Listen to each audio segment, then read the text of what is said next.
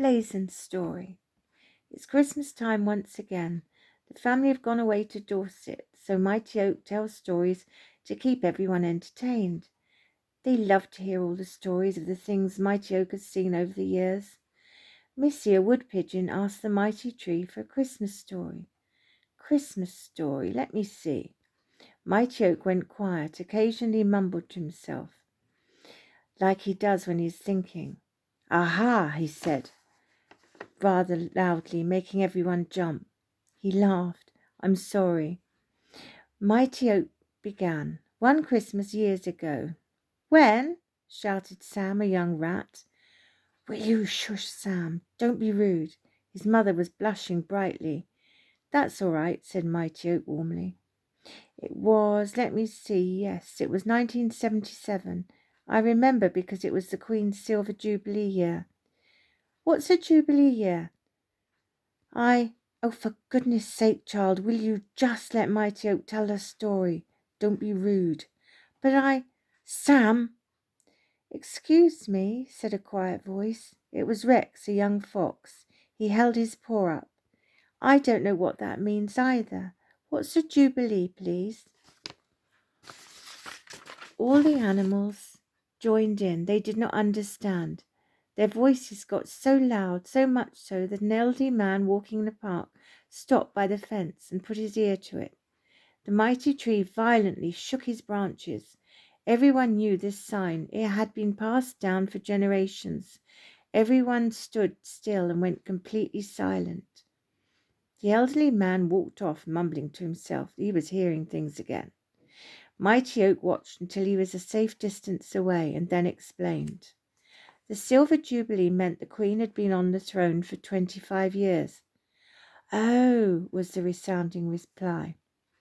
Sam's brother elbowed him in the side and whispered, Sam, what's a throne? I don't know, Sam replied, but I'm not asking. They started to giggle. Their mother shot them a glare. They shoved their little hands in their mouths to stifle their giggles. So it was coming up to Christmas, carried on the mighty tree. And there was a deer whose name was Blazon. He was magnificent to look at, so handsome. His first year to have antlers, and they had grown to be very impressive. And now, although he was very handsome, his personality, however, was not very nice. He was a moody deer, especially at Christmas. You see, he was very jealous of his cousins, the reindeer. He wanted all the attention. He hated it that people talked about the reindeer. They were on Christmas cards, on television, on calendars. They were everywhere, and to make matters worse, at Christmas time they would have reindeer in a pen at the park, which was very popular with children and adults. Blazon was used to being the centre of attention and did not like sharing the limelight. He would show them. He had a plan that would put people off the reindeer, so in darkness he walked to the large holding pen. The reindeer were sleeping cosily on straw beds. He kicked at the rusty padlock really hard. It broke and fell to the ground.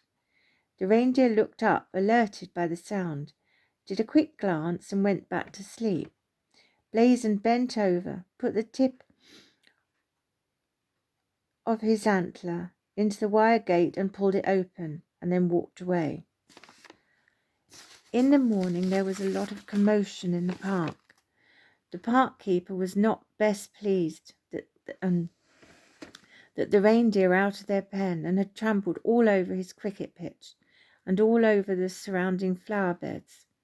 One of the reindeer had accidentally nearly trampled on a lady's Yorkshire Terrier as it was fleeing from the angry park keeper.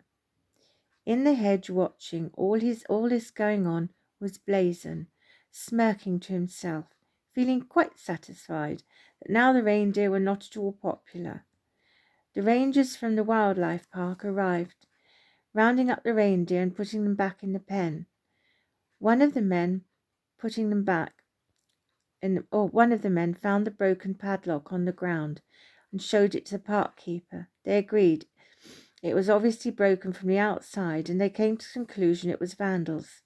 The rangers apologized to the park keeper, who had now calmed down, said he realized it was not their fault. However, He did ask that they would arrange for night security, which they happily obliged. Blazon was furious. That was it? He had thought that they would have got rid of those annoying reindeer. This was not the result he wanted. He was a very moody, sulky deer right up to Christmas morning.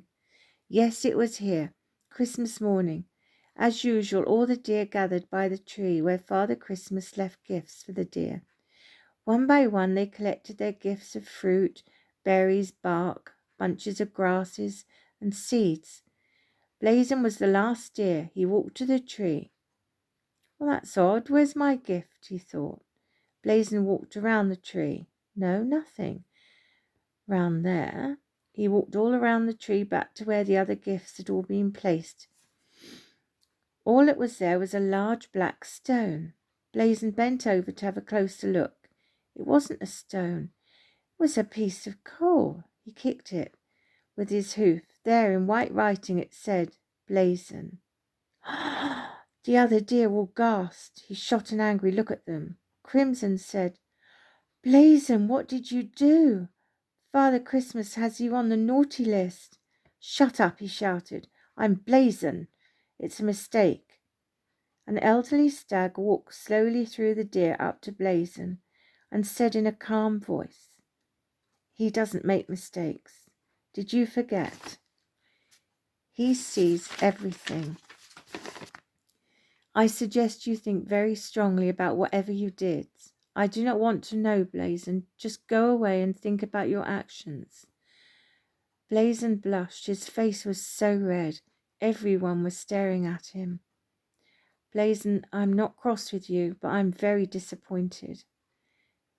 Blazon fled off to the densest part of the forest, for he wanted to hide and be alone. He started to cry. It wasn't even getting a stupid cold. It wasn't like there wasn't any food around. It was that he was just so embarrassed. He had done his naughty deed in the cover of darkness, and yet he was still seen. This was a great lesson to Blazon. He became one of the greatest, wisest deer the forest had ever seen.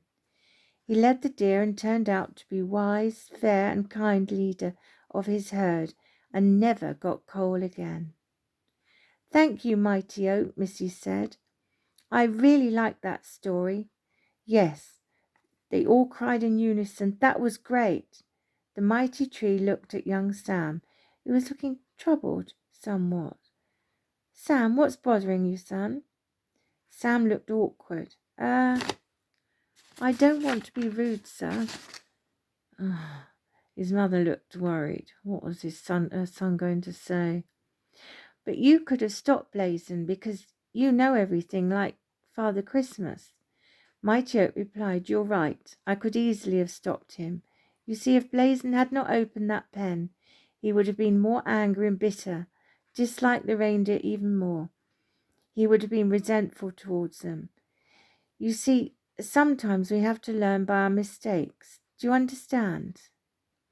Yes, I think I do. Thank you, Mighty Oak.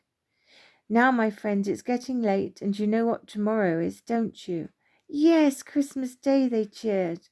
Well, all run along, and I'll see you in the morning, my family.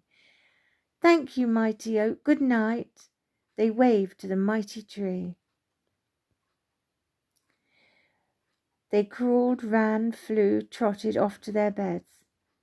Mighty Oak looked down. There was one badger stood alone. It was Morty. You all right, lads? Yes, I just wanted to, thank you, and I love you, Mighty Oak. Merry Christmas. Mighty Oak fought back tears. Merry Christmas, my lads. And to you, my friends, I say Merry Christmas.